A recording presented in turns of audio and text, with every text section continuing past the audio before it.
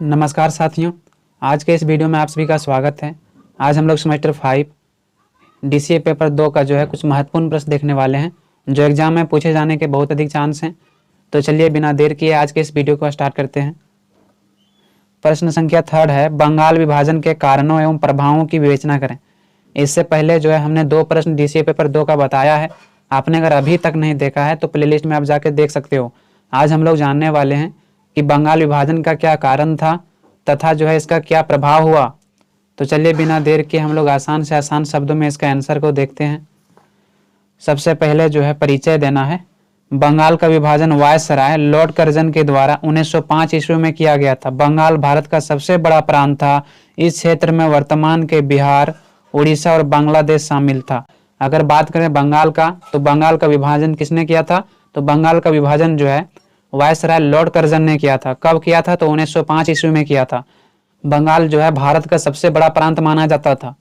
इस क्षेत्र में जो है वर्तमान समय के बिहार, उड़ीसा और बांग्लादेश शामिल था।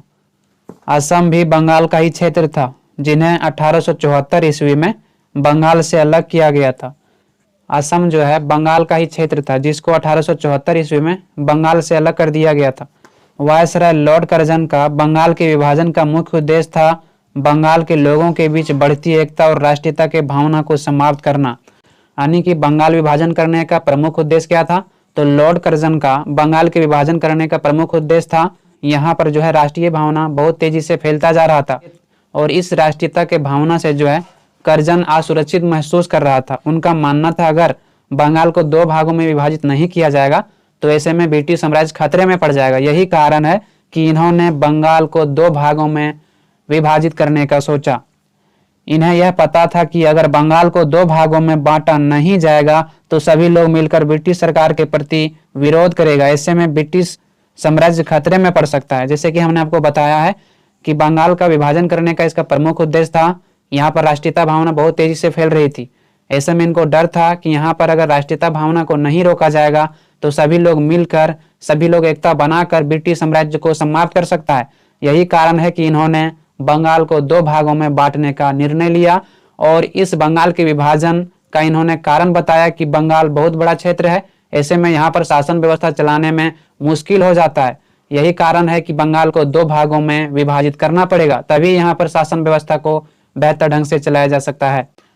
लेकिन लॉर्ड कर्जन ने बंगाल के विभाजन के पीछे कारण जो है प्रशासनिक सुविधा को बताया कि प्रशासनिक सुविधा को बेहतर करने के लिए बंगाल को 2 भागों में विभाजित करना चाहिए, तभी यहाँ पर जो है प्रशासनिक क्षेत्रों में बेहतर से कार्य किया जा सकता है। उसके बाद है वायसराय कर्जन का उद्देश्य था कि बंगाल को 2 भागों में बांटकर पूर्वी भागों में बहुल मुस्लिम प्रांत को स्थापित करना, क्योंकि पूर्वी बंगाल में मुस्लिम की जनसंख्या अधिक थी। बंगाल विभाजन को भारतीय इतिहास में बंग भंग के नाम से भी जाना जाता है। अगर हम बात करें वायसराय जो था लॉर्ड कर्जन, उनका उद्देश्य था कि अगर हम बंगाल को 2 भागों में बांट देंगे, पूर्वी बंगाल और पश्चिमी बंगाल, ऐसे में इनकी जो एकता है वह एकता टूट जाएगा और यहाँ पर जो है राष्ट्रीयता का भावना रुक जाएगा। क्योंकि पूर्वी बंगाल जो था उस क्षेत्रों में मुस्लिम की जनसंख्या अधिक थी, इसीलिए जो है यह पूर्वी बंगाल को मुस्लिम बहुल क्षेत्र स्थापित करना चाहता था और मुसलमानों का समर्थन प्राप्त करना चाहता था, जिसके कारण जो है इन्होंने बंगाल को 2 भागों में बांटा, पूर्वी बंगाल और पश्चिमी बंगाल। उसके बाद जो है नेक्स्ट आपको हेडिंग बनाना है, वो है कि बंगाल विभाजन के कारण, यानी कि बंगाल विभाजन के क्या कारण था। वायसराय लॉर्ड कर्जन ने बंगाल विभाजन का प्रमुख कारण प्रशासनिक असुविधा को बताया। कर्जन का कहना था कि बंगाल भारत के सबसे बड़ा प्रांत है, ऐसे में पूरे बंगाल पर शासन चलाना मुश्किल होता है, इसीलिए बंगाल को 2 भागों में बांटने का निर्णय लिया। तो लॉर्ड कर्जन का जो है बंगाल विभाजन का प्रमुख उद्देश्य था यहाँ पर हिंदू और मुस्लिम को आपस में लड़वा देना, हिंदू और मुस्लिम की एकता को तोड़ना। जबकि इनसे जब पूछा गया कि बंगाल का विभाजन क्यों किया जा रहा है, तो इन्होंने क्या जवाब दिया? इन्होंने जवाब दिया कि भारत का सबसे बड़ा प्रांत है बंगाल, ऐसे में बंगाल को अगर 2 भागों में विभाजित नहीं किया जाएगा तो यहाँ पर शासन व्यवस्था बेहतर ढंग से नहीं चलाया जा सकता है। इसी प्रकार से जो है लॉर्ड कर्जन ने बंगाल में बेहतर ढंग से शासन व्यवस्था को चलाने के लिए 2 भागों में बंगाल को विभाजित करने का निर्णय लिया, जबकि इनका उद्देश्य कुछ और था। जबकि कर्जन का बंगाल के विभाजन का मुख्य उद्देश्य था हिंदू और मुस्लिम की एकता को तोड़ना, तभी राष्ट्रीय आंदोलन को कमजोर बनाया जा सकता है। बंगाल में राष्ट्रीय आंदोलन बड़ा मजबूत था, इसीलिए ब्रिटिश शासकों ने सोचा कि बंगाल के प्रांतों को 2 भागों में विभाजन करके ही राष्ट्रीय आंदोलन को कमजोर बनाने में सफलता मिल सकेगा। कर्जन का मानना था कि जब हम बंगाल को 2 भागों में विभाजित कर देंगे तो ऐसे में यहाँ पर जो हिंदू और मुस्लिम के बीच एकता है वह एकता टूट जाएगा और यहाँ पर जो राष्ट्रीय भावना बहुत तेजी से पनप रहा है, राष्ट्रीय भावना बहुत तेजी से फैल रहा है, वह राष्ट्रीय भावना वहीं पर समाप्त हो जाएगा। इसीलिए जो है इन्होंने बंगाल को 2 भागों में विभाजित करने का सोचा। बंगाल में राष्ट्रीय भावना बहुत तेजी से पनप रही थी, जिससे ब्रिटिश अधिकारी कर्जन ब्रिटिश साम्राज्य के प्रति असुरक्षित महसूस कर रहा था। लॉर्ड कर्जन जो था उनका मानना था कि अगर हम बंगाल को 2 भागों में विभाजित नहीं करेंगे तो ऐसे में सभी लोग मिलकर ब्रिटिश साम्राज्य के विरुद्ध संघर्ष करेगा और ब्रिटिश साम्राज्य को समाप्त कर दिया जाएगा। इस प्रकार से जो लॉर्ड कर्जन था उन्होंने बंगाल में लोगों की एकता को देखकर ब्रिटिश साम्राज्य के असुरक्षित महसूस करता था, जिसके कारण इन्होंने बंगाल को 2 भागों में बांटने का निश्चय किया। अतः बंगाल विभाजन का उद्देश्य बढ़ती हुई राष्ट्रीयता को रोकना था। लॉर्ड कर्जन ने बंगाल की राष्ट्रीयता को रोकने के लिए फूट डालो और शासन करो की नीति को अपनाया था। यानी कि बंगाल विभाजन का प्रमुख उद्देश्य क्या था? तो यहाँ पर जो बढ़ रही थी राष्ट्रीयता भावना, उस राष्ट्रीयता के भावना को रोकना था।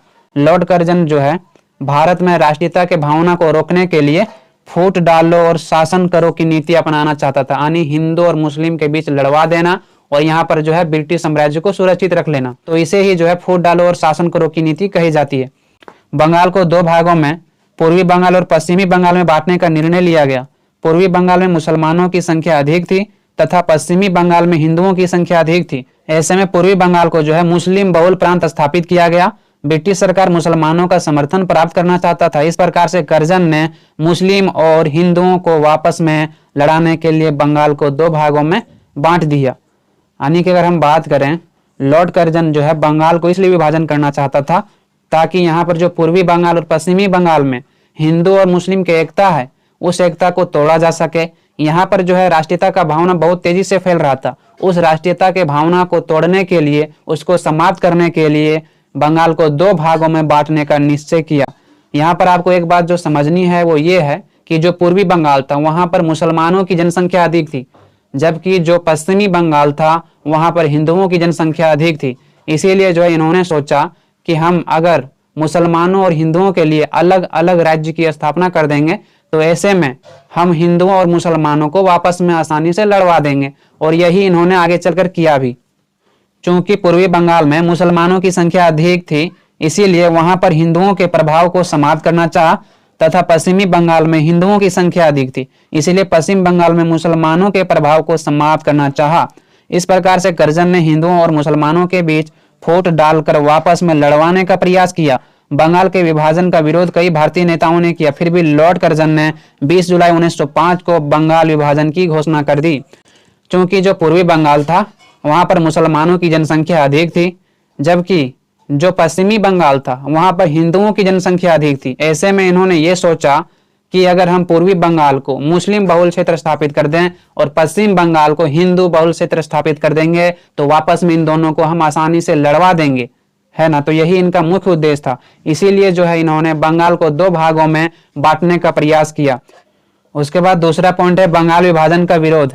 भारत के नेताओं ने बंगाल के विभाजन का विरोध किया, फिर भी वायसराय जो लॉर्ड कर्जन था उन्होंने 16 अक्टूबर 1905 को बंगाल का विभाजन किया गया, जिसके कारण भारतवासियों की राष्ट्रीय भावनाओं को ठेस पहुंचाया गया। इसीलिए बंगाल के विभाजन के विरोध में स्वदेशी आंदोलन आरंभ हुई, जिसमें कई बैठक हुआ, जिसमें सभी भारतीयों को विदेशी वस्तुओं को बहिष्कार करने का प्रस्ताव पारित हुआ तथा स्वदेशी वस्तुओं को बढ़ावा दिया गया। बंगाल विभाजन का विरोध जो है सभी भारतीय नेताओं ने किया, फिर भी जो है वायसराय जो लॉर्ड कर्जन था उन्होंने यह फैसला को नहीं टाला। उन्होंने कहा कि बंगाल को विभाजन करना है तो करना है।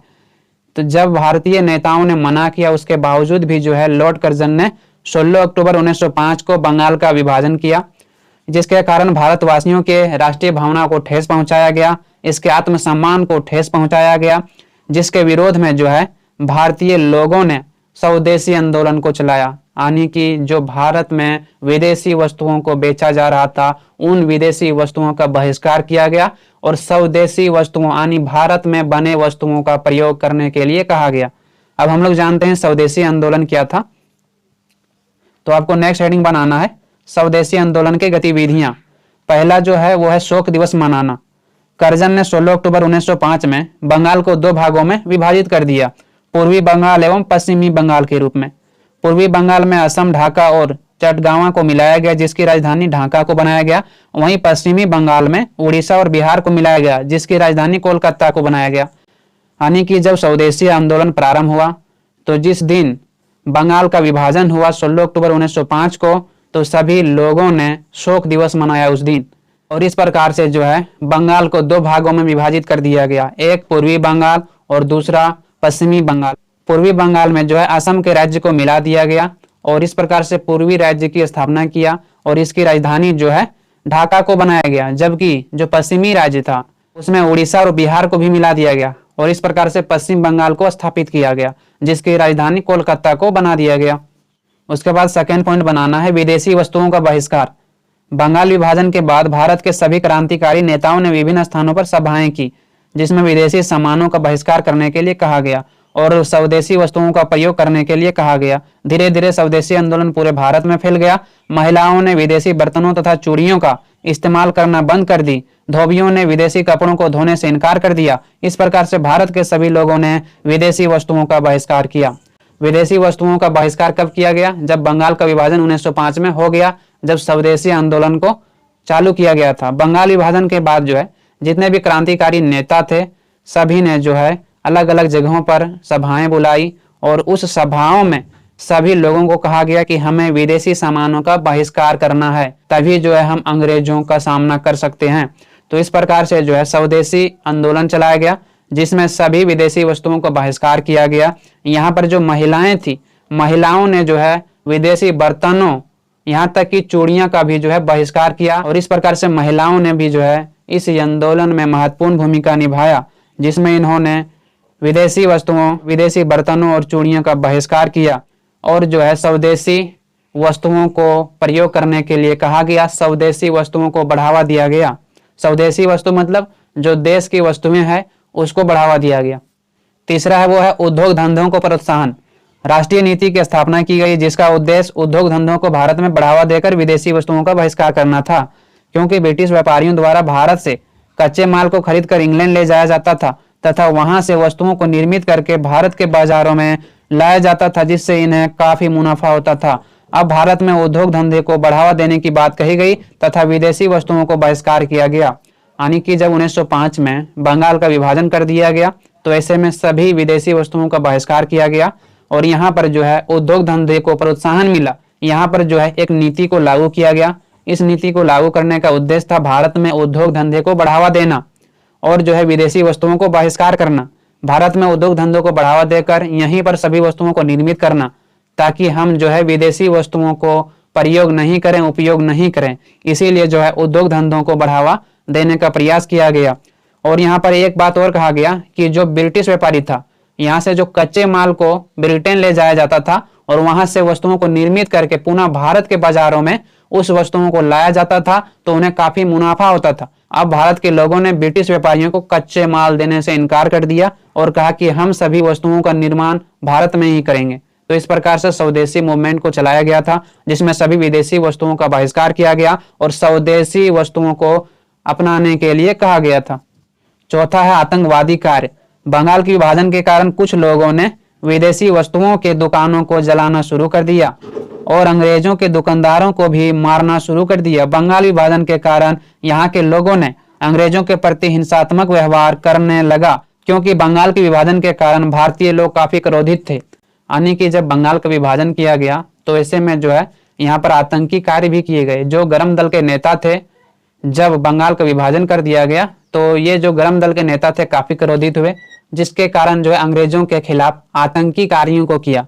जैसे कि यहाँ पर जितने भी अंग्रेज व्यापारी था उनको मारा पीटा गया, अंग्रेज के दुकानों को जलाना शुरू कर दिया गया, उनके सामानों को जलाना शुरू कर दिया गया। तो इस प्रकार से यहाँ के क्रांतिकारी नेता या गरम दल के नेताओं द्वारा अंग्रेजों के दुकानदारों को मारना पीटना शुरू कर दिया, उनके दुकानों को जलाना शुरू कर दिया। इस प्रकार से जो है बंगाल विभाजन के कारण यहाँ के क्रांतिकारी नेताओं ने अंग्रेजों के प्रति हिंसात्मक व्यवहार करने का प्रयास किया।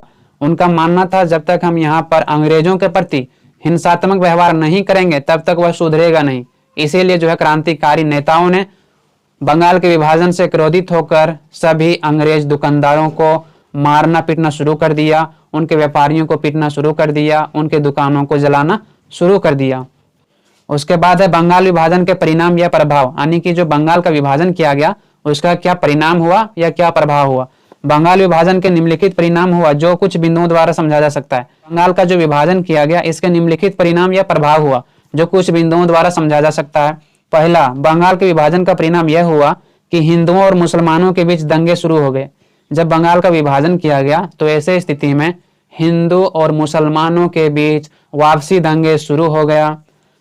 देश में वैधानिक विचारधारा का जन्म हुआ जिसके प्रमुख नेता अरविंद घोष एवं विपिन चंद्र थे। देश में जो है वैधानिक विचारधारा का जन्म हुआ। अब यहाँ पर कुछ ऐसे नेता थे जिन्होंने यह सोचा कि हम जो है विधि द्वारा ही अंग्रेजों से अपनी स्वतंत्रता को लेंगे। तीसरा है भारत में अन्य विचारधारा का भी जन्म हुआ जिससे कि अंग्रेजों के अत्याचार से छुटकारा पाने के लिए गर्म दल स्थापित किया गया जिन्होंने आतंकी गतिविधियों के कार्यों को चुना। जब भारत में बंगाल का विभाजन कर दिया गया ऐसे में अंग्रेजों के अत्याचार और शोषण के कारण भारत में गर्म दल स्थापित किया गया, यानी कि क्रांतिकारी नेता उभर कर आए जिन्होंने जो है आतंकी गतिविधियों के कार्यों को चुना। इनका मानना था कि जब तक हम अंग्रेजों के सामने डटकर सामना नहीं करेंगे तब तक हमें उनसे अधिकार नहीं मिलेगा। यही कारण है कि गर्म दल के नेताओं ने हिंसक रूप से अंग्रेजों का विरोध करना प्रारंभ कर दिया। चौथा है देश में असंतोष की भावना फैल गई जिसके कारण अब भारतीय लोग अंग्रेजों को घृणा की नजर से देखने लगे, यानी कि जब अंग्रेजों ने इस प्रकार की गतिविधियों को किया, बंगाल का विभाजन किया, हिंदू और मुसलमानों के बीच आपस में लड़वाया गया, ऐसे में भारत के जितने भी जनता थे, जितने भी नागरिक थे, वो जो है अब अंग्रेजों को घृणा की नजर से देखने लगे। पांचवा है अंग्रेज गवर्नर के गाड़ी पर बम फेंका गया। अब यहाँ पर जो है जो गर्म दल के नेता थे उन्होंने अंग्रेजों के खिलाफ जो अंग्रेज के गवर्नर होते थे या उच्च अधिकारी होते थे उनके गाड़ी पर जो है बम फेंकने लगा, उनके गाड़ी को निशाना बनाने लगा ताकि जो है इस प्रकार से नीति को ना लागू करे भारत में। छठा है ढाका के मजिस्ट्रेट को गोली मारी गई। यहाँ पर हिंदू और मुस्लिम के बीच जो है दंगे शुरू हो गया जिसके कारण यहाँ के जो लोग थे उन्होंने अंग्रेज अधिकारियों को निशाना बनाया। इनका मानना था जब तक हम अंग्रेज अधिकारियों को निशाना नहीं बनाएंगे तब तक जो है भारत में इस प्रकार से नीति लागू होते रहेगा। इस तरह से बंगाल के विभाजन के विरोध की भावना बहुत ही तेजी से फैली और 16 अक्टूबर 1905 को राष्ट्रीय शोक दिवस के रूप में मनाया गया। इस प्रकार से स्वदेशी आंदोलन ने स्वतंत्रता के पृष्ठभूमि को तैयार कर दिया। इस प्रकार से जब बंगाल का विभाजन किया गया ऐसा स्थिति में जो है यहाँ पर राष्ट्रीयता का भावना बहुत तेजी से विकसित हुआ। अंग्रेजों का उद्देश्य क्या था, लॉर्ड कर्जन का उद्देश्य क्या था, तो लॉर्ड कर्जन का उद्देश्य था कि जब बंगाल को दो भागों में विभाजित कर दिया जाएगा ऐसे में जो है राष्ट्रीयता की भावना खुद ब खुद समाप्त हो जाएगी। लेकिन इसका विपरीत हुआ, जब लॉर्ड कर्जन ने बंगाल का विभाजन कर दिया तो ऐसे स्थिति में भी पूर्वी बंगाल के जो लोग थे, जो पश्चिमी बंगाल के लोग थे, उनके अंदर जो है देशभक्ति की भावना जागृत हुई, देशभक्ति की भावना का जन्म हुआ और अब जो है और तेजी से राष्ट्रीयता का भावना लोगों के दिलों में फैलने लगी और इस प्रकार से जो है बंगाल का विभाजन के कारण स्वतंत्रता के पृष्ठभूमि को तैयार कर दिया। तो इस प्रकार से यहाँ पर समाप्त होता है साथियों। आई होप आप सभी को समझ में आया होगा। आपको अगर इस वीडियो से थोड़ी सी भी सहायता मिली हो तो कृपया करके एक लाइक और सब्सक्राइब करना ना भूलें साथियों। एक प्रश्न बनाने में काफ़ी मेहनत लगता है साथियों, काफ़ी रिसर्च करना पड़ता है। उसके बाद जो है मैं आप लोगों के लिए आसान से आसान शब्दों में आंसर को लेके आता हूँ। उसके बावजूद भी आप लोगों में से कुछ लोग सपोर्ट नहीं करते हो, तो जिन लोगों ने अभी तक सब्सक्राइब नहीं किया है एक सब्सक्राइब जरूर कर दें। इससे हमें मोटिवेशन मिलता है और मैं आप लोगों के लिए जो है बेस्ट से बेस्ट कंटेंट को बना पाता हूँ। तो आज के लिए इतना ही। आप लोगों से बहुत जल्द मिलते हैं नेक्स्ट वीडियो में। धन्यवाद।